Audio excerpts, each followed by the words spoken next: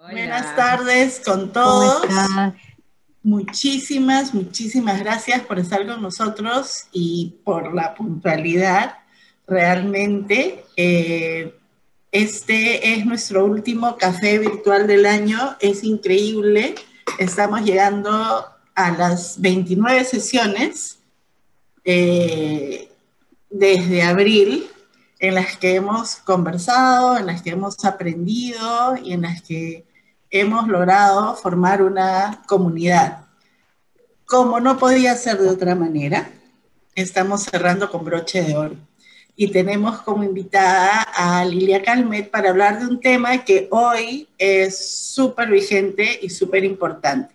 Entonces quiero dejar a Roxana para que presente a Lilia y luego comenzamos con nuestro café virtual como todas las semanas. Ya saben, tenemos unos 20-25 minutos de una presentación, una introducción que va a estar a cargo de Lilia, y luego abrimos el piso para sus comentarios, sus preguntas y sus inquietudes. Así que muchísimas gracias, Roxy, te dejo para la Gracias. siguiente parte. Gracias, Nela, gracias. Bueno, bienvenidos a todos. Quisiera con mucho entusiasmo poder ser la que presenta a Lilia. No he tenido el honor de conocer a Lilia hasta hace pocas semanas, pero sí quiero contarles, los que no la conocen, tiene unas experiencias súper interesantes. Lo interesante es que hace creo que casi 2 meses, Lilia, que te contacté molestándote, diciéndote lo que hacíamos y que Evolution Perú le encantaría invitarte a liderar uno de nuestros cafés virtuales, pero fue mucho antes de algo que hizo hasta más relevante en nuestro contexto como país, lo que es la ciudadanía. Lilia viene con muchísimas experiencias, como menciono, ha sido directora ejecutiva de calidad educativa en Fundación Vice, perdón, Vice, no sé sí. si lo estoy pronunciando bien, ¿sí? Vice, sí.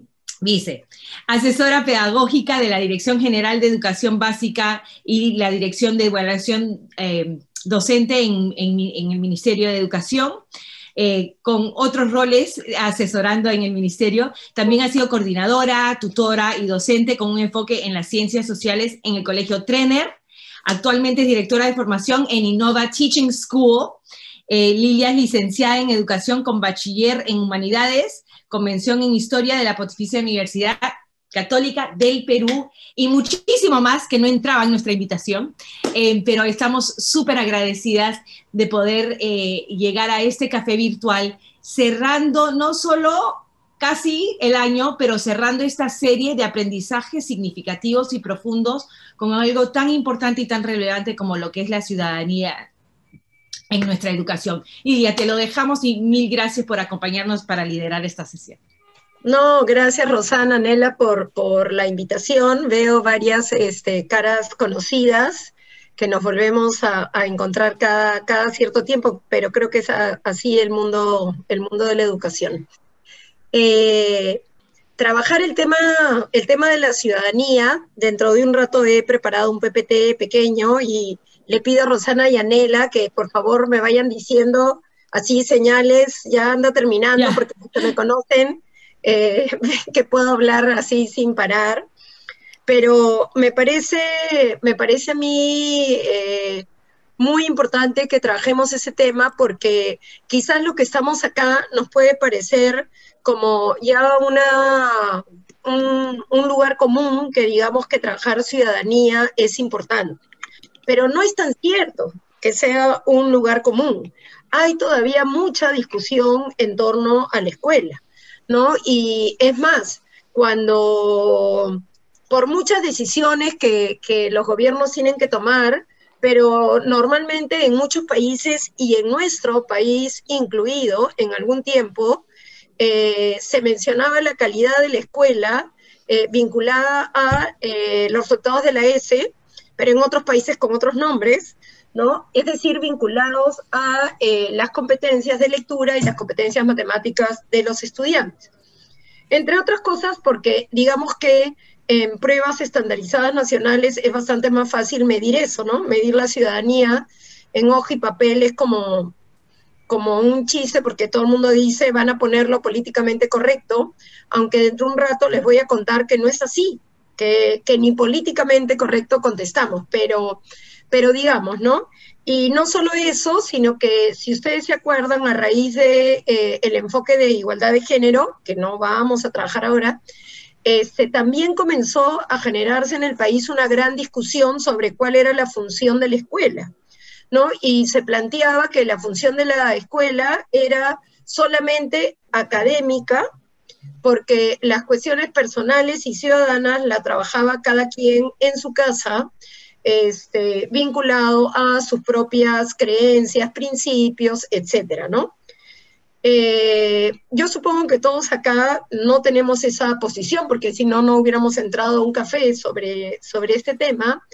Ya hace mucho tiempo que cuando se discute cuál es el sentido de la escuela, se plantea que hay muchas responsabilidades en la escuela, entre ellas, ¿no es cierto?, dar como un piso común en la formación ciudadana, ¿no? Porque más allá de si tenemos religiones diferentes, o más allá de si tenemos maneras de ver el mundo diferente, el convivir en sociedad implica, digamos, alejarnos un poco de estas seguridades absolutas que nos da la familia para entender también otras perspectivas y poder movernos en una sociedad diversa donde todos podamos asumir algunas normas, algunas leyes y alguna forma de tratarnos los unos a los otros, ¿no? Entonces, como les digo, ¿no? Sonaría que es como ya trivial decir que la ciudadanía es fundamental, pero no es así. Hay todavía mucha gente que lo discute o que en realidad, como vamos a ver ahora, te dice sí, pero lo que yo quiero es educación cívica, educación, ¿cómo se llamaba?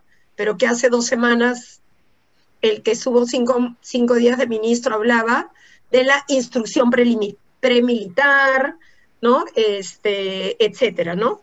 Entonces, creo que sí, que es bueno que trabajemos este tema, entre otras cosas porque no es tan fácil trabajar, ¿no? Yo también he estado mucho tiempo, digamos, capacitando maestros, y una de las cuestiones que me quedaba clara era que cuando se decía que iba a haber una capacitación de didáctica de la comunicación y la matemática, iban un montón de personas, y cuando íbamos a discutir ciudadanía, iban pocas. Pero bueno, es, creo, parte de nuestro trabajo convencer, digamos, a las personas de que trabajar en ciudadanía es tanto o más importante. Tal es así que, como todos ustedes saben, digamos, la gran apuesta del Proyecto Educativo Nacional al 2036 es la ciudadanía plena, ¿no? Entonces es como si el norte estuviera por ahí. ¿Por qué yo he puesto durante los 20 minutos que yo voy a conversar, van a aparecer como varias preguntas, ¿no? Pero esta pregunta es, creo, esencial, porque no es pequeña la discusión, ¿no? Ya antes de, digamos, los últimos eventos, cuando inició la pandemia y cuando, digamos, salía gente sin mascarilla o se juntaban y no respetaban el metro de separación o los 2 metros, yo comencé a ver que mucha gente decía, no, es que lo que pasa es que la gente ya no tiene educación cívica, ¿no? Y la escuela ya no tiene, ¿no es cierto?, ese espacio. Lo cual es totalmente errado, porque la escuela sí tiene un espacio para eso. Lo que pasa es que no se llama educación cívica, sino tiene que ver con el desarrollo ciudadano, digamos, con la ciudadanía, con el ejercicio ciudadano, con las competencias ciudadanas. Dependiendo de los países, se puede llamar de distintas maneras. Pero no es que los que, digamos, fomentamos o luchamos por desarrollar competencias ciudadanas, querramos dejar de lado la educación cívica, sino que queremos superarla y dar un paso más. Es decir, la educación cívica está más ligada a lo que podríamos llamar la educación política o la educación institucional, ¿no?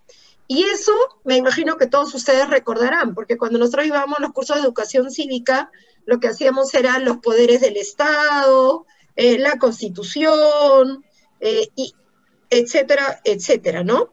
Y evidentemente sí nos podían hablar de algunos valores, lo que llamamos los valores cívicos, pero muchas veces esos valores cívicos tenían que ver más con urbanidad, que yo no tengo nada en contra, eso de saluda, respeta a los mayores, que me parecen que es la base para una sociedad donde uno reconoce, además, todo lo que los abuelos, las abuelas pueden haber aportado. Espero además yo convertirme en abuela próximamente, pero mis hijas me han dicho que no. Pero a lo que voy es que los valores que tienen que ver con la ciudadanía van más allá. O sea, una cuestión tiene que ver con los valores, que tiene que ver con esta formación personal que de alguna manera aporta a la ciudadanía, pero los valores que tienen que ver con la ciudadanía son justamente esos que nos permiten vivir en una sociedad que tiene determinadas apuestas, ¿no? Entonces, por ejemplo, a valores como la dignidad humana, o valores como la justicia, ¿no? O valores como la igualdad o la equidad, ¿no? Que en suma vienen a ser los derechos humanos, o sea, que los podemos ver en concreto en los derechos humanos y que los comenzamos a ver, digamos, en la Declaración del Hombre y del Ciudadano con la Revolución Francesa, pero que ahí tendían a ser más solo derechos políticos propiamente, ya más muy vinculados a los hombres, no al ser humano, ¿no? Entonces, las competencias ciudadanas superan la educación cívica por varios motivos. Primero, porque amplían los temas. Es decir, ya no se trata de solo conocer la estructura del Estado o la Constitución, sino se trata, por ejemplo, de incluir en la escuela la discusión sobre los problemas que atañen a una sociedad o al mundo. Entonces, implica realmente discutir sobre conflictos sociales, implica discutir sobre, por ejemplo, si el Estado tiene derecho o no a obligarnos a usar una mascarilla, implica discutir sobre la vacancia presidencial o la no vacancia, es decir, se abren más temas. Segundo, no son solo temas o conceptos, sino que tenemos que desarrollar una serie de habilidades, ¿no? Algunos le llaman habilidades, algunos le llaman procedimientos, pero tiene que ver, ¿no es cierto?, con, por ejemplo, la capacidad que tenemos que desarrollar para deliberar, para argumentar, para escuchar de manera activa y poder entender al otro, ¿no? Y también tiene que ver con principios, pero con algunos principios que no queremos que se aprendan de memoria, sino que se incluyan en el ADN de las personas para que no haya posibilidad de que esto no esté, ¿no? Entonces, no debería haber discusión sobre si el Estado, por ejemplo, debe invertir en salud, ¿no? Una de las cosas que más ha sorprendido a Sudamérica, por ejemplo, en este tema de la pandemia, es que éramos conocidos en América Latina en general, pero en Sudamérica en particular, como un país que había crecido muchísimo en su PBI, mucho más de lo que podían haber crecido otros países. Sin embargo, cuando comenzó la pandemia, resultó que éramos el país que tenía menos camas UCI. menos que Bolivia, menos que Ecuador, que habían pasado por una serie de problemas. Argentina no había pasado por buenos años, etcétera, pero no había ni comparación. Entonces uno dice, ¿qué nos pasó? Y claro, no es que se hubiera gastado la plata, se había estado ahorrando, ¿no? Eso también ciertamente nos permitió afrontar.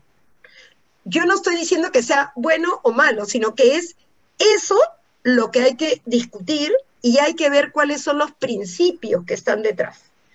Esta semana se está discutiendo el presupuesto nacional en el Congreso. Entonces, cuando se discute sobre la calidad de la educación, cuando se discute sobre que hay una inequidad enorme en la conectividad y eso ha llevado de que este año hayan crecido las brechas entre un sector de niños y niñas y otro sector de niños y niñas porque no tenían conectividad, entonces no es un tema económico, es un tema ciudadano. Es decir, los ciudadanos deberíamos estar enterados de qué se está discutiendo en el Congreso porque nos interesa a todos nosotros. El tema de la educación, el tema de la salud, el tema de cuánto se invierte, por ejemplo, se está discutiendo el presupuesto agrario para la pequeña agricultura, etc., etc. Entonces, el transitar, hablar de ciudadanía, implica que pasemos de contenidos a competencias. Por si acaso, competencias no quiere decir que no haya contenidos. Yo no puedo discutir sobre algo si no sé cuáles son las leyes, no puedo discutir sobre la vacancia si no sé qué cosa es el contrapeso de poderes, etcétera, etcétera, ¿no? Implica, entonces, que no solo vamos a hacer que los chicos se aprendan cuestiones de memoria, y eso implica entonces que la manera de evaluar tiene que cambiar, ¿no? Entonces, ese es un tema. El siguiente tema, que sin embargo les decía yo, hay gente que dice, no te metas en ninguna discusión, es meterse en camisa de 11 varas, quédate en la educación cívica, que lo que necesitamos es gente cívica, no sé bien qué cosa quieren decir, pero es una discusión todavía no saldada. ¿Qué opciones tenemos? O sea, la semana pasada, sobre las últimas semanas, en el chat de los colegios, yo no sé si ustedes son madres o padres de familia, ¿no? Pero comenzaron a salir que si mis hijos han hablado del tema, si no, que si la marcha, que si los profesores se tocaron o no tocaron el tema, ¿no? ¿Qué opciones tenemos? Ay, Enrique ha levantado la mano. ¿Cómo es? ¿Primero termino y de ahí conversamos o cómo es? No, maestra, se me escapó la... Continúe nomás. Se emocionó. Ya, entonces, tenemos como varias opciones, ¿no? No hacer nada, ¿no? Entonces, por ejemplo, en uno de los cursos de mi hija, los chicos dijeron, profesora, las marchas. Y dijo, sí, las marchas, ¿qué opinan? 2 minutos, y después dijo, el tema de hoy es este, ¿no? Claro, no era la profesora de ciudadanía, pero no importa, es como si dijéramos que no somos todos ciudadanos, ¿no? Entonces, pero también puede pasar que un profesor de ciudadanía decida no hablar de esto, porque le complica la vida, ¿no? Porque evidentemente va a haber discusión en clase. La otra opción y el otro peligro, porque el primero a mí me parece un peligro muy grande, es generar, y disculpen porque a mí sí me encantan las charlas de café, pero hay que distinguirlas de lo que hacemos en la escuela, es generar lo que yo llamo las charlas de café, ¿no? Yo ahora converso sobre varias cosas con ustedes, pero yo no les estoy dando bibliografía, no les digo fulanito dice, etcétera, ¿no? Entonces muchas veces, como justamente yo les estoy diciendo que los chicos aprendan a deliberar, a argumentar, decaemos en cuestiones como, ¿qué opinan, chicos y chicas? Y entonces yo opino, tú opinas, él opina, y debieron vacarlo, sí, mi papá dijo que sí, no, mi mamá dice que no. Esa no es la discusión que queremos, ¿no? La tercera opción es que comencemos la discusión, pero que indirectamente tratemos de imponer nuestra posición. Que en el caso de la semana pasada podía ser, me parece muy bien que salgan a marchar, esto es imposible, o podría haber sido. No entiendo cómo los jóvenes que todavía están en el colegio salen, ellos no deben participar, ellos todavía son muy chiquitos, y le dices a tus estudiantes de cuarta y quinta media que ellos no tenían nada que ver, que ya cuando crezcan ellos podrán opinar, pero que ahora son muy pequeños para opinar. Y más allá de lo que yo opine, a lo que yo voy es a que en algunas discusiones, en vez de generar lo que se llama la neutralidad para la deliberación, nos volvemos beligerantes. Es decir, discutimos sobre lo que nosotros queremos imponer. Y yo creo que en algunos momentos sí debemos ser beligerantes.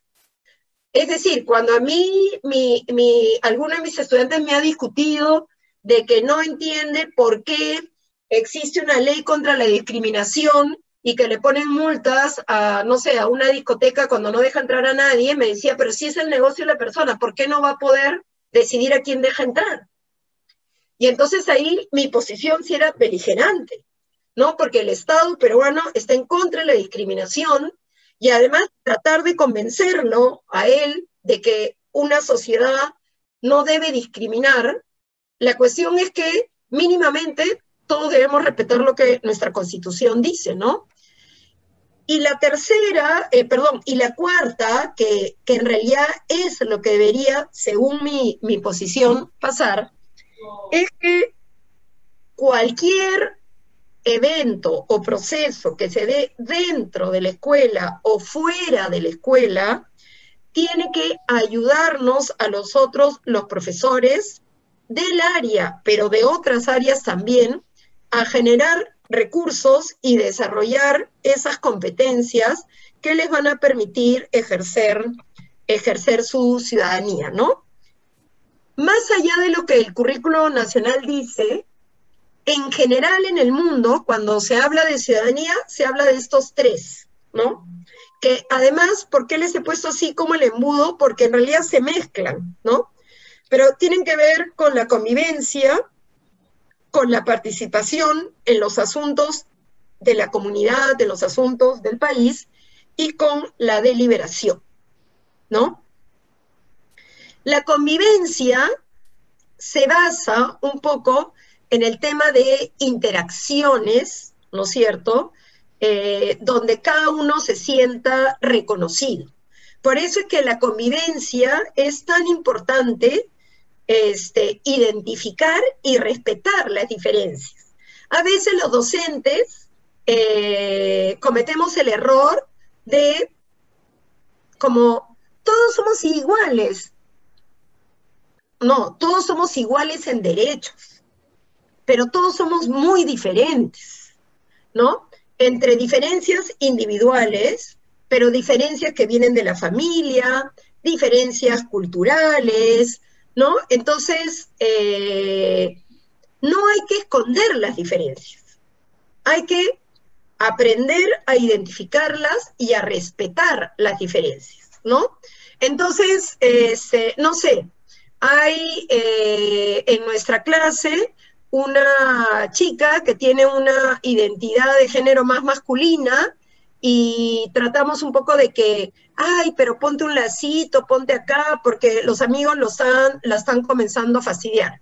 Ni siquiera estoy diciendo que sea homosexual, sino que tiene una identidad más masculina, más fuerte, le gusta vestirse en pantalón, y hay veces como que las profesoras, ¿no?, queremos que encaje, ¿no? A mí alguna vez una profesora de primaria me dice, tengo un problema, yo tenía un proyecto de clima, tengo un problema porque hay una niña que solo quiere jugar con los niños. Y yo, a ver, ¿me explicas? ¿Y cuál es el problema? No, es que quiere jugar fútbol con ellos. Ok, ¿y cuál es el problema de que juegue fútbol? No, es que todo el día quiere corretear, se tira al suelo, se trepa a los árboles. Como comprenderán, ahí había cosas más de fondo, ¿no? Pero la idea es esta, ¿no? Que no hay que esconder las diferencias, hay que... Yo leí una vez una nota que me pareció genial de unos españoles que decía que si desde pequeños enseñamos a valorar, no solo respetar, sino valorar las diferencias, de grandes nunca tendremos que exigir el respeto, porque ya la hemos hecho nuestra, la valoración. Y en ese sentido tenemos que ser claros que algunas diferencias son más importantes que otras para algunos. Entonces, por ejemplo, que a mí me gusta el cine y a Roxana le gusta el teatro, digamos que no creo que tengamos ningún problema para trabajar juntas, ¿no es cierto? Pero si, por ejemplo, Roxana me dice, Lilia, vamos a trabajar el tema de igualdad de género, y yo le digo, ¿qué igualdad de género? Eso no existe, lo que se quiere es homosexualizar, XX. Evidentemente, nos damos cuenta que esa diferencia entre nosotras dos tiene una naturaleza y una importancia mayor, ¿no? Y eso, digamos, puede generar que comencemos a irrespetarnos, y entre los chicos puede generar prejuicios o estereotipos, ¿no? Ah, ya, tú vienes de tal zona y no puedes pronunciar las 5 vocales. Ah, como el castellano es un idioma, estoy poniendo comillas, ¿ah?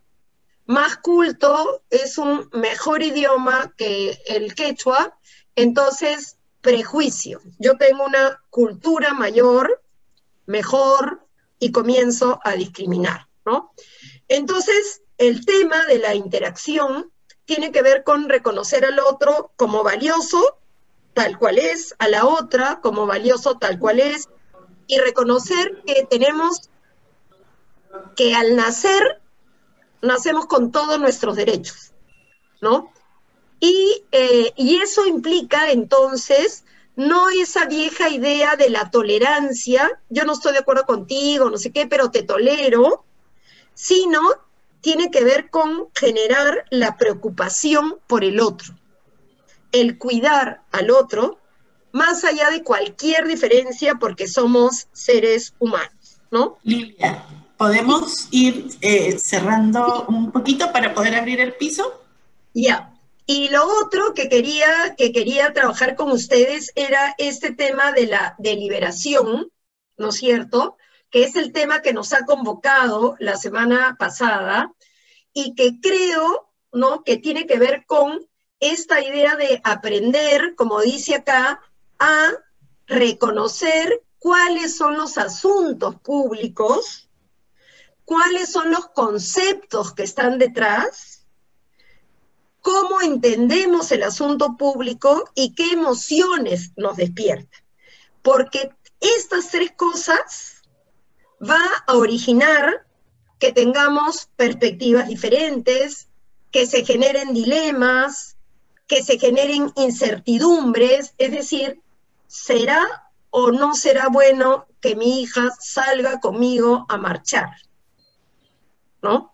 Entonces, cuando hablemos de deliberación, lo que quería yo plantearles es que lo que tenemos que estar muy claros es que tiene que ver con esta idea de tomar posición sobre problemas que nos pueden afectar a todos, y que el poder tomar posición sobre ellos nos puede ayudar a convivir mejor, no con el vecino, sino convivir mejor como sociedad, donde todos tengan una calidad de vida razonable. Y eso implica que tengan una asistencia en salud, ¿no?, una educación razonable, una vivienda razonable, etc.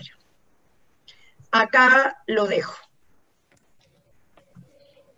Gracias, Lilia. Va a haber definitivamente la oportunidad de seguir, claro, creo, con tu, ¿no?, con lo que has presentado, y has anclado, creo que el diálogo súper, de una manera súper rica.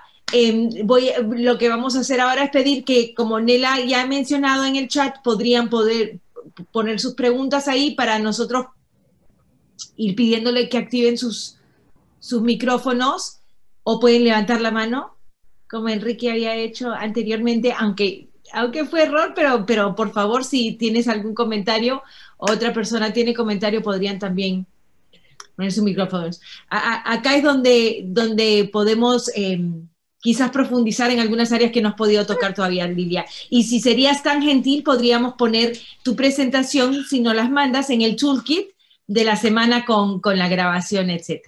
Ya, perfecto. A ver, preguntas. Hay bastante que procesar. Sí, hay muchísimo por procesar.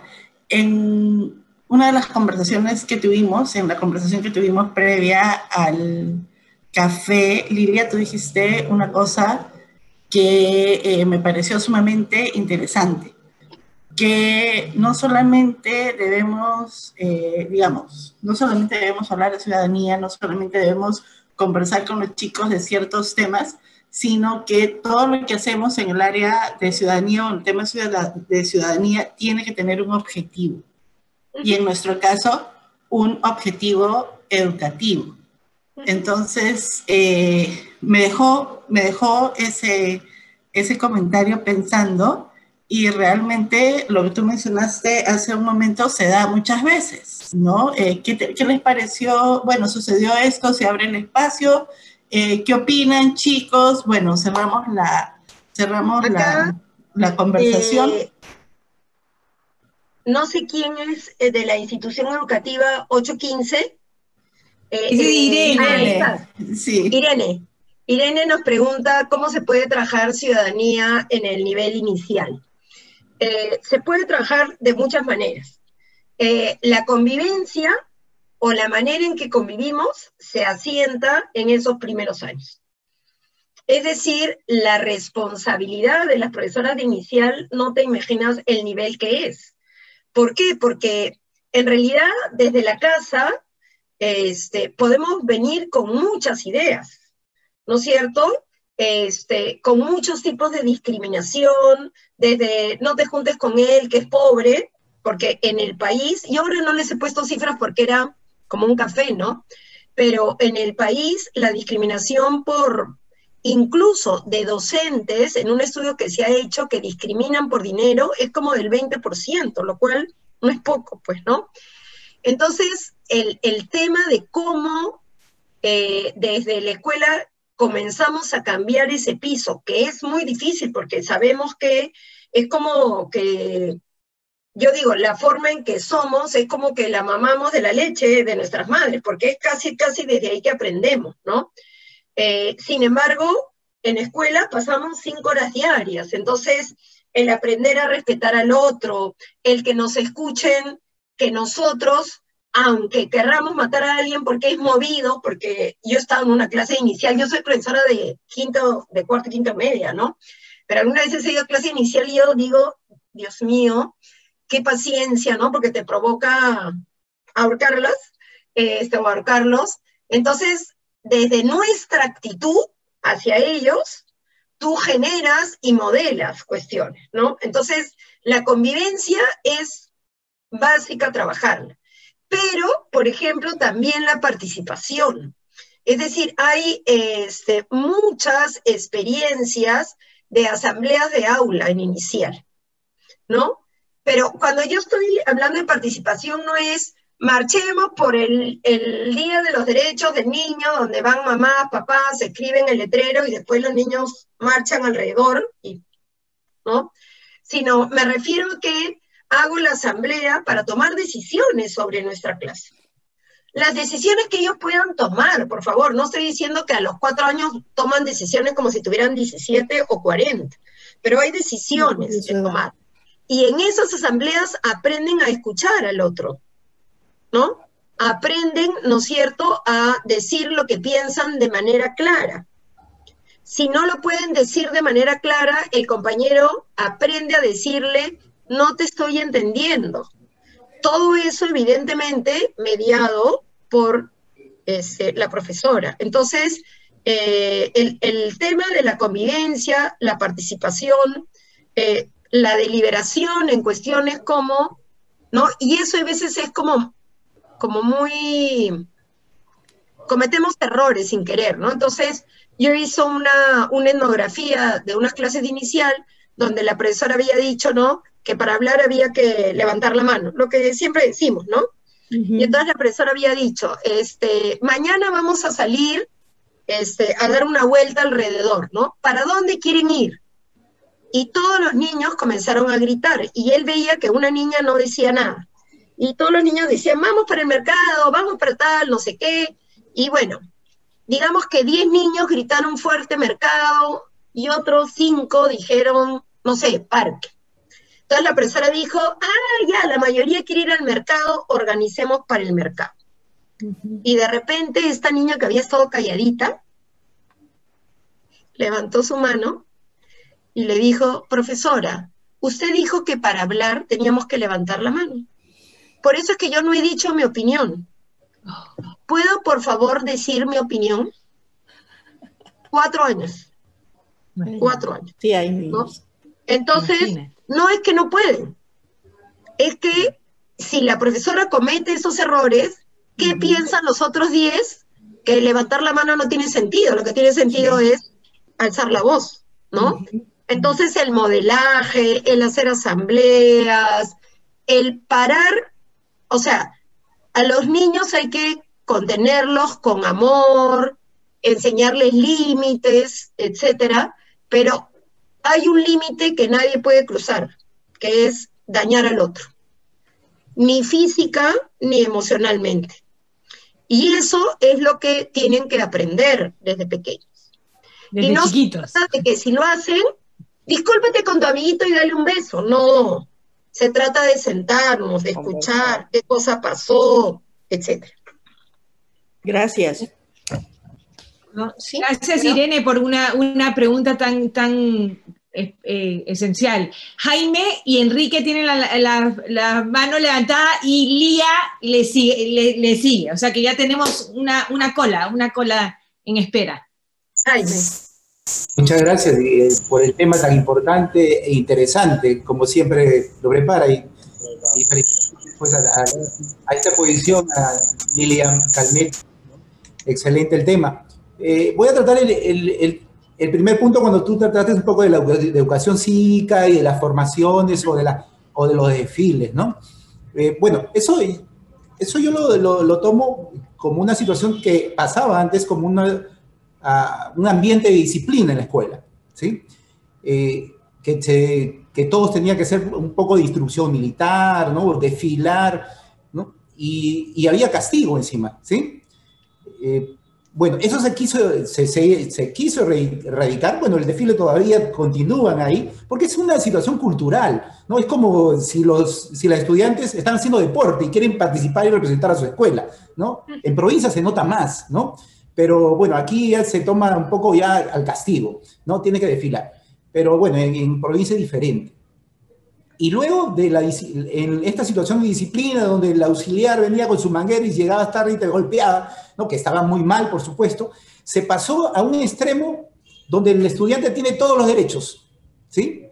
Y que si es que tú lo miras mal al estudiante, te denuncia.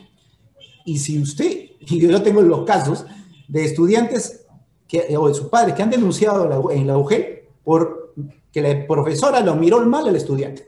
Entonces, yo no sé cómo se mide esa malicia de mirada del profesor, la profesora, al estudiante, ¿no? Porque simplemente la estudiante se le dio desde el ministerio, tienes todos los derechos y puedes denunciar a tu profesor y a tu profesora. Ese es en el plano de disciplina y de convivencia de la escuela, ¿sí?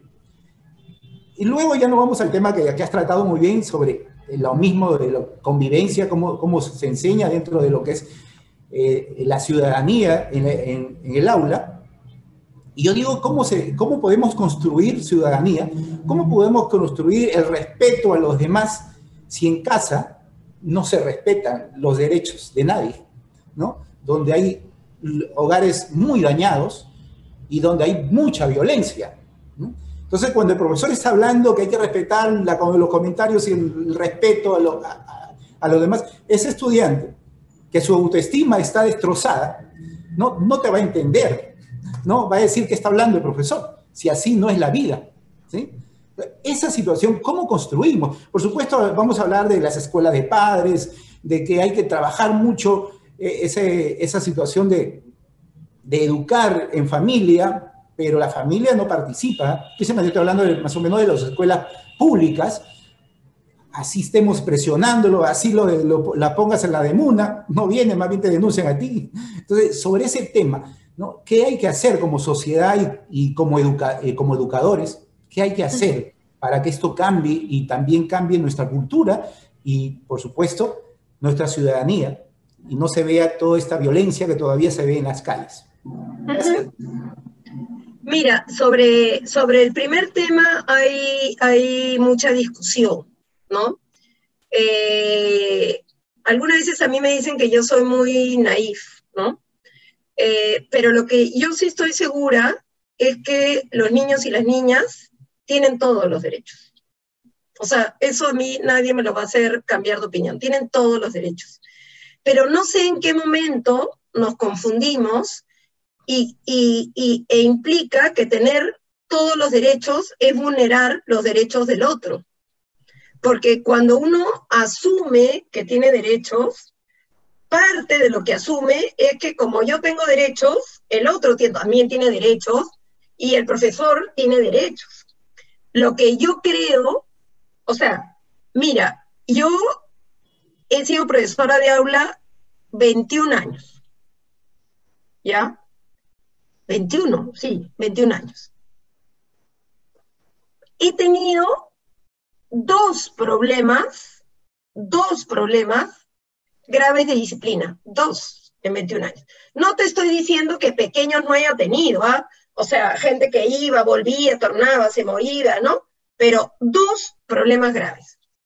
Uno, con un chico además que yo era su tutora, quinto y media, septiembre, o sea, faltaba 3 meses para que terminara el colegio, y voy a inventar el nombre, Juan, yo tenía clases con él en las tardes, y Juan en las tardes está muy cansado. Y se tiraba sobre la carpeta, se tiraba sobre la carpeta, se tiraba sobre la carpeta, y en un momento yo, Juan, no puede ser que todos los martes a las 2 de la tarde te tires sobre la carpeta. Juan se levantó, que era un hombre de este tamaño, o sea, quinta media, ¿no? Y yo veía que se me acercaba y yo decía, ahorita me pega. Por suerte que Pedro, otro nombre inventado, pero el compañero que estaba al costado, abrazó a Juan por atrás y le dijo, Juan, ven conmigo. Y se lo llevó. O sea, yo ni siquiera le tuve que decir, sal de la clase, no. Pedro lo abrazó por atrás, pero fuerte, o sea, conteniéndolo, y se lo llevó. Ya, ¿cuál era la historia de Juan? Era nadador profesional. Se levantaba todos los días a las 4:30 de la mañana. Lo cual uno puede decir a 4:30, ¿no? Pero además estaba en una competencia y tenía un entrenador que todo el día lo hostigaba. Todo el día. Todo el día era, no estás cumpliendo tu tiempo, tienes que bajar un segundo. Porque claro, cuando pasó esto, yo llamé a la casa y dije, tenemos que hablar, ¿no? Y entonces ahí cuentan todo esto. Yo además no entendía cómo los papás estaban de acuerdo con un entrenamiento como ese, por decirlo de alguna manera, ¿no? Entonces era un chico que todos sus amigos ya habían entrado a la universidad, septiembre, ¿no? Todos estaban felices, y él era los entrenamientos a las 4 de la mañana. Entonces, bueno, hablé con él, y Juan, mira, Lilia, discúlpeme, pero ya no puedo más. Hicimos un trabajo con todos los profesores diciendo, dejemos a Juan que termine el colegio. O sea, si se queda dormido, que se quede dormido, porque ya no puede más, Juan. O sea, ya ha hecho con nosotros 12 años de escolaridad, o sea, por 3 meses no va a aprender más ni menos, digamos, ¿no? Ya, yo me he encontrado a Juan cuando tenía 24 años. ¡Lilia! mira que, oye, ¿sigues nadador? No, ya de gusto acá, ¿no? Porque me lo encontré en un club. Pero no, he estudiado nutrición en la UPC y no sé. Otro era Juan. Imagínate qué hubiera pasado si primero sus compañeros no hubieran reaccionado rápido y hubieran dicho, esto es cuestión de todos, tenemos que ayudar a Juan. Sabemos que Juan no puede cruzar un límite. Y ¡plac! Lo abraza. ¿Qué hubiera pasado si Juan, digo, no es que me hubieran golpeado mucho, pero me hubiera empujado o algo, Juan se hubiera tenido que ir del colegio. O sea, porque tú no puedes aceptar una cosa como esa. Entonces, pero hubiera sido lo peor que hubiéramos hecho como escuela con un chico que ya estaba como olla de presión, ¿no? Entonces, lo que yo creo es que justamente por eso yo le decía a Irene que es tan importante trabajar desde los 4 años. Porque yo sí creo que trabajando desde muy pequeños, ¿no es cierto? Esta idea de los derechos no implica soy derechos conmigo y yo hago lo que me da la gana con los demás, sino es esta idea de yo me cuido, exijo mis derechos, cuido al otro, sé cuáles son mis límites, que eso es difícil de trabajar. Por eso es que yo digo, trabajar ciudadanía es más difícil que enseñar a leer y escribir. Es más difícil que enseñar a leer y escribir, ¿no? Porque si en una casa la mamá no sabe escribir, que dificulta que el niño aprenda a escribir, porque toda la literatura lo dice, tú logras que escriba. Pero como tú dices, ¿qué hacemos con una familia donde grita, pega, donde el niño es vulnerado permanentemente? ¿Qué quiere? Ser grande para pegarle a otro. Entonces es como el huevo y la gallina, ¿no? O sea, si no cambia la casa, no podemos cambiar acá, pero si no hacemos un cambio en una parte, los niños y las niñas replican, ¿no? Entonces lo que yo suelo decir es esto. Si un niño en el Perú va a la escuela desde los 4 años hasta los 17, pasa con nosotros 10.000 horas. 10.000, por lo menos. Mi pregunta es, ¿podemos hacer algo en 10.000 horas? Pero todos, no digo el profesor de cívica o de ciudadanía o el director o algún tutor sino todos. Todos, porque el tema de ciudadanía no es un curso, es como toda la escuela se mueve. Y creo que tú debes conocer, hay una experiencia de una escuela religiosa en el Callao, que no me acuerdo el nombre, disculpen. Imagínense, en el Callao, está en una zona muy vulnerable, muy frágil, de mucha violencia, donde además muchos de los padres y madres de familia están presos, y se presentó hace 3 años como el ejemplo de convivencia. Porque lo único que había dicho el director, que era un cura, era, en este colegio los vamos a tratar diferentes. En este colegio nadie les va a pegar, nadie les va a gritar, nadie va.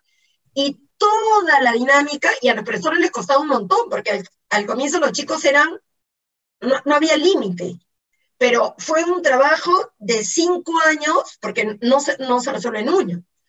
Y cambió toda la dinámica de la escuela, ¿no? Entonces, son proyectos de muy largo alcance que implican además que nosotros tengamos nuestras habilidades socioemocionales muy bien desarrolladas para poder manejar nuestras propias frustraciones, porque cómo no nos va a frustrar, ¿no es cierto?, que después de todo lo que hemos trabajado, un niño voltee y le pegue a otro, o insulte a un profesor, ¿no? Pero hay que empatía, hay que saber qué es lo que está pasando con el otro, como en mi caso, qué le estaba pasando a Juan, digamos, ¿no? Lilia, voy a pedirle, gracias por eso, y creo que lo último que has mencionado como ejemplo es, o sea, una base fundamental donde estaba integrado esto es lo que hacemos, ¿no? De una manera sistémica. Quisiera seguir con la pregunta de Enrique, por favor, que creo que se le está cansando la mano. Enrique, a ver si podrías activar tu micrófono y Lía lo sigue. Si podríamos hacer la pregunta. Gracias. Más que una pregunta, es unos comentarios, algunas reflexiones, porque no toda exposición a veces es aceptable por los participantes. Entonces, como estamos en un área de ciudadanía, en una temática de ciudadanía, pienso que las opiniones y todo eso se respetan, ¿verdad? Miren, el tema, como manifiesta Lilia, de ciudadanía es muy difícil de enseñar. Eso es cierto, yo también lo puedo corroborar. Yo crecí en un ambiente, en un hogar donde respetaban mi opinión y mis decisiones desde muy niño, a pesar de que mis padres fueron casi analfabetos. Mi madre primero de primaria y mi padre tercero de primaria. Sus 7 hijos, todos profesionales, 5 de ellos son docentes. Miren, en el tema, la maestra Lidia ha abordado sobre la marcha de los jóvenes, que es parte de la convivencia democrática, sus reclamos, pero el problema estaba en de quién ha sido la lucha. Es una pregunta. ¿Cuál fue el propósito de esa lucha? ¿Se cumplió el objetivo de esa marcha? Porque habían carteles que decían Congreso corrupto, pero sin embargo ese mismo Congreso eligió a Sagasti, ¿no? Se habló también de la violencia que se ejerce sobre el hombre sobre la mujer. ¿Dónde aprende el hombre a violentar a la mujer? ¿En la escuela? ¿Quién le enseña a violentar a la mujer? ¿Dónde se aprende eso? ¿Dónde se aprende a fumar droga, a hacer otros tipos de inconductas, de indisciplinas? ¿Cómo enseñar ciudadanía en los niveles de inicial, que ya lo preguntaron, en primaria y o de repente secundaria y hasta en superior? Porque en superior no se evidencian ciudadanías, competencias ciudadanas. Yo sugiero que para enseñar ciudadanía el maestro debe conocer la historia de los acontecimientos de la sociedad peruana. ¿Para qué? Para comprender lo que sucede en la actualidad, no solo con los políticos, sino a nivel de la sociedad. Y una vez comprendiendo lo que sucede en la actualidad, recién podemos transformar nuestra sociedad. ¿Ya? Gracias. Se ha dicho, me permiten terminar, por favor. Sé que el tiempo, por eso que en unas conferencias o en las aulas los maestros son los que hablan menos. ¿O no les parece? Y los participantes, los alumnos, son los que más deben hablar. Totalmente, Enrique. Quiero que por favor sigas tu comentario. Pensé que habías terminado, pero sí quiero que Lía también pueda seguir después de ti. Gracias. Sí, voy a terminar. En inicial, por ejemplo, se dice bastante de que todo se aprende en casa. Falso. En la sociedad peruana, los padres no paran en la casa. Los padres salen muy temprano a trabajar, dejan a sus hijos solos, con el tío, con la abuelita, con otras personas. Entonces no podemos culpar que el niño aprende en la casa ciertas cosas. No hay que responsabilizar a los padres, porque los padres casi ni viven con sus hijos por responsabilidad del Estado, por un abandono total. ¿Sí? Luego nosotros queremos cambiar cuando llega a la escuela, queremos cambiar a ese niño. No va a dar resultados. Otra cosa, no es que lo que se hacía antes en la escuela estaba mal. Lo que pasa es que eran otros contextos. En la actualidad vivimos otro contexto. ¿Se dan cuenta? Entonces, la humanidad está constantemente aprendiendo y adaptando sus pensamientos a lo que demanda la realidad. No es que la educación de ayer fue mala, la que de hoy día, porque hay un currículo por competencia, es mejor. No, son contextos diferentes que cada generación vive su contexto. Por ejemplo, yo le he escuchado decir a Ricardo Cuenca, el ministro de Educación, el día miércoles, en una conferencia de la Cayetano Heredia, las palabras igualito lo que ha manifestado la maestra Lilia. En educación cívica se nos han enseñado a conocer los poderes del Estado. Igualito, igualito. Discúlpenme que lo diga, ¿no? Pero no voy a hacer que todo un equipo de personas manejen el mismo lenguaje. Enrique, perdona que te corte. Creo que tú has estado con nosotros por muchas sesiones y cualquiera que ha estado con nosotros en la comunidad sabe que somos súper abiertos a todas las opiniones de todo el mundo y agradecemos tu comentario. Quisiera que siga al día, por favor, porque no queremos antes que se corte el tiempo. ¿Perdón? Sí, ya terminé y hay que tener en cuenta la inteligencia emocional, lo que es lo que más está afectando a la sociedad peruana, el manejo de nuestras emociones y que debe incorporarse también en el currículum, la educación emocional. Gracias. Gracias por un valioso comentario. Gracias. Lía.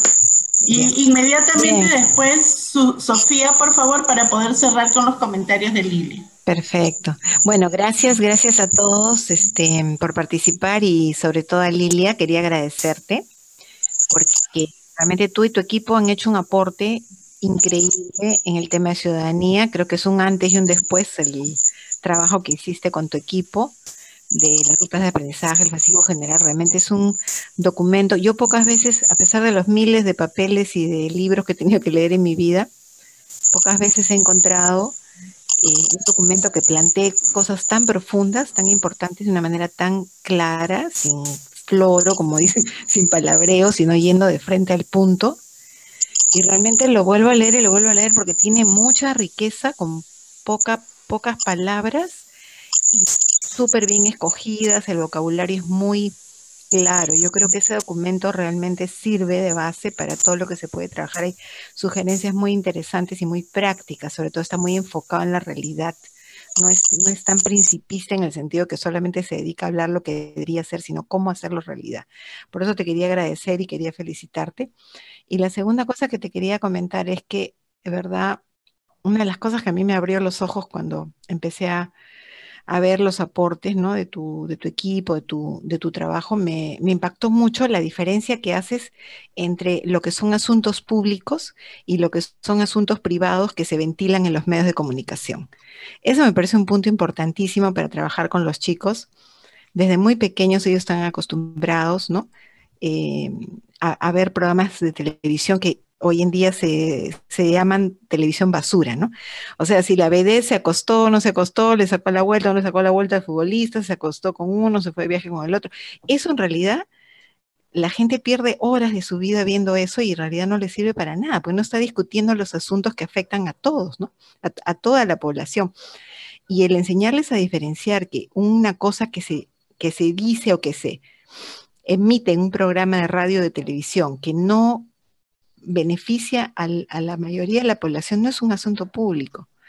Y enseñarles que la chismografía es una manera de lavarle el cerebro, ¿no? a la gente para que en lugar de discutir los asuntos realmente relevantes digamos, pierdan el tiempo, no es una cortina de humo, realmente yo lo veo así, y es como el pan y circo que había en la época de los romanos, ¿no? Tener a la plebe contenta, anestesiada, embrutecida, viendo fútbol y chela, o fútbol y en boca de todos, o esto es guerra, ese tipo de programas, ¿no? Entonces yo creo que eso sí es importante, hacer que ellos cuestionen qué tan relevante es lo que pasan en la televisión. Y como consecuencia justamente de esa, hasta cierto punto, denigración de las personas, ¿no? De reducir un programa de televisión a la categoría chismes de farándula, es que mucha gente ha optado por las redes sociales. Las redes sociales actualmente son un canal importantísimo, un espacio para que la gente comente, critique, comunique y mueva, ¿no? Han visto ustedes el rol importantísimo que han tenido las redes sociales en estas últimas movilizaciones.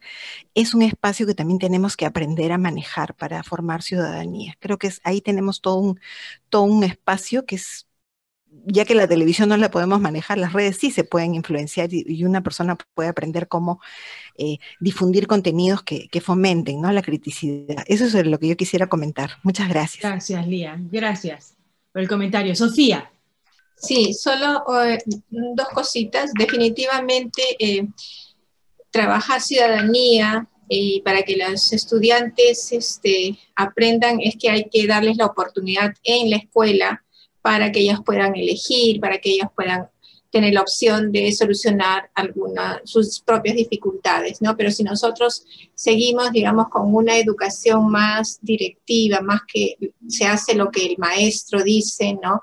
Entonces los estudiantes no van a tener esa oportunidad de elegir. Solamente quería contarles brevemente una experiencia que nosotros tenemos en el colegio, es cuando tienen, por ejemplo, algún conflicto, las niñas, trabajan en un colegio solo de mujeres, no tienen algún conflicto, entonces ellas empiezan a solucionar sus problemas a partir de, tenemos una mesita con un par de palomas, o puede ser un florero, y entonces cuando la niña tiene algún conflicto, lo que se hace es se van y se sientan frente a esa mesa, y una niña coge el florero o coge el elemento que hay ahí en la mesa, ¿no? Y esa niña es la que tiene la oportunidad de expresar mientras la otra escucha. Y si, por ejemplo, no sé, pues le dijo algo que no le gustó, entonces la niña empieza a manifestar lo que no le gustó. Mira, me he sentido mal por tal o cual motivo, ¿no? Y no me he sentido bien, tú me dijiste esto, mientras la otra niña tiene que escuchar y no puede interrumpirle hasta que la niña que tiene la paloma de la paz o la flor blanca, dependiendo del objeto que se decida, ¿no? Una vez que ya la niña tiene ese elemento en la mano, ¿no? Le pasa a la niña, digamos, con la que tuvo el problema, para que ella ahora exprese, ¿no? Nos ha dado bastante buenos resultados, digamos, esa estrategia, ¿no? Pero ya desde pequeñitas, desde primer grado, yo trabajo en primaria, desde primer grado las niñas ya tienen, digamos, ese recurso de poder hablar, poder manifestar lo que sienten, que no sienten, el por qué, y buscar una solución al respecto. Y no es solamente, por ejemplo, el abrazarse, ¿no? Y ya solucionado, no. ¿Qué hago para remediar aquello que me causó, digamos, incomodidad, o de aquí en adelante, cuál es el compromiso que asumo? Bien, eso nada más quería decirles. Gracias. Gracias, Sofía. Lilia, si quieres reflexionar sobre los últimos comentarios y sí, para bueno, en general, retomar algunos puntos, ¿no? Yo estoy totalmente de acuerdo que entender de dónde venimos nos va a ayudar a deliberar con mayor información. Soy historiadora de formación, así que imagínate si voy a negar el papel de la historia, ¿no? Y el currículo nacional además dice que uno tiene que comprender su historia y analizar las cuestiones sociales y económicas para ejercer una ciudadanía informada. O sea que realmente sí pone hincapié en que las ciencias sociales, la historia, la geografía, la economía en este caso, son elementos fundamentales para el ejercicio ciudadano, ¿no? Cuando Lía plantea este tema de lo público y lo privado, me parece que es esencial, pero es algo que de repente los profesores incluso tenemos que practicar, porque hay veces mezclamos, ¿no? Si María salió embarazada, en vez de hablar del embarazo adolescente, terminamos hablando de María durante 2 meses, y que si María era así, asá o acá, ¿no? Además se habla de María y no de Juan, cuando, que yo sepa, María está embarazada porque existe un Juan, por decir algo, ¿no? Entonces, pero se confunde qué cosa es lo privado, que es María, y qué cosa es lo público, que es que el embarazo adolescente corta las posibilidades de estudiar, que está demostrado que, digamos, no estamos logrando reducirlo, que muchas veces no es Juan, sino es una violación en el hogar, y etcétera, etcétera, por decirlo, ¿no? Entonces, sí creo que es un ejercicio. Y Lía, si te interesa, ayer grabaron en el IEP una mesa verde sobre las fake news. Y estuvo súper interesante sobre qué es lo que hay que, porque claro, como nosotros no somos generación que haya estado ahí, hay que estudiar el tema para poder comprenderlo y poder trabajarlo con los chicos y las chicas, ¿no? Y me gusta mucho Sofía, que dice, no se tiene que hablar de eso, sino lo que hay que hacer es comenzar a implementarlo. O sea, si queremos que aprendan a resolver los conflictos de manera pacífica, ¿qué hacemos en la escuela para que los resuelvan? Si queremos que ellos aprendan a crear normas y asumir el compromiso por las normas, ¿cómo hacemos en la escuela? ¿No? Porque la capacidad dice, crea y respeta normas. ¿Y cuándo crea normas? Más allá de levanto la mano, no hablo, en general todas las normas se le ponen. Entonces, ¿no? O cuando decimos participa, no, pero que aprenda a participar, gestionar proyectos, pero cuando salga del colegio.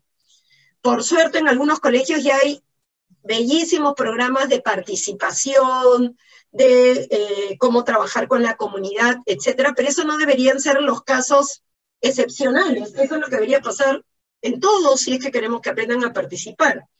Y lo mismo con el deliberar, o sea, si no damos esos espacios para que deliberen de manera informada, para que ellos puedan comenzar a generar su toma de posición, entonces nunca van a poder aprender a tomar posición de manera informada. O sea, nada que lo que hacemos en la escuela es para que lo aprovechen cuando tengan 25 años, sino todo tiene que ser trabajado allí.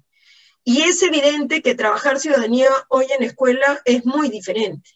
Y estoy totalmente de acuerdo que la escuela del 60 no es la escuela del 2020.